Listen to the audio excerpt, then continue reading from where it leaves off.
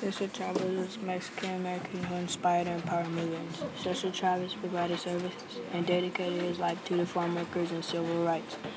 Cesar was a Latino farm worker who became a union leader. Cesar inspired millions when he organized strikes for civil rights.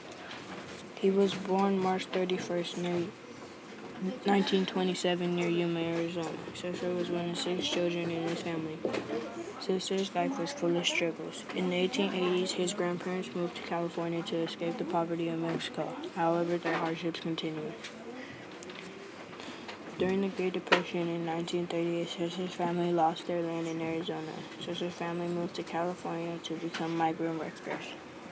Cesar also had a lot of struggles during school. Kids would call him dirty Mexican. The teacher made him wear a sign in school that said, "I am a clown, I speak Spanish." He worked through all his problems in school and got through them. In 1944, he joined the U.S. Navy. Cesar joined the Navy for 2 years.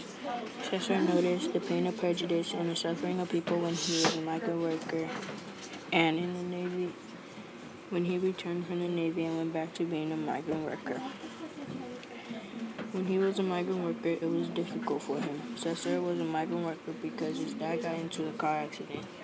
In 1948, Cesar was 21 years old and married a girl named Helen Fabella and had 8 children. Helen was an important person in his dream. In 1948, he met people and read books that changed his life forever. He met Father McDonald, who spoke to Cesar about civil rights. Then Cesar took action after McDonald spoke to him. They were trying to solve poverty and unjust treatment to the farm workers. Cesar read books about labor history. These books were about unions, nonviolence, sacrificing, and to help others, and to social change these ideas. Cesar said this was the time his real education started. He met Fred Ross in 1952 and worked for CSO, or Community Service Organization. Cesar fought for people's rights.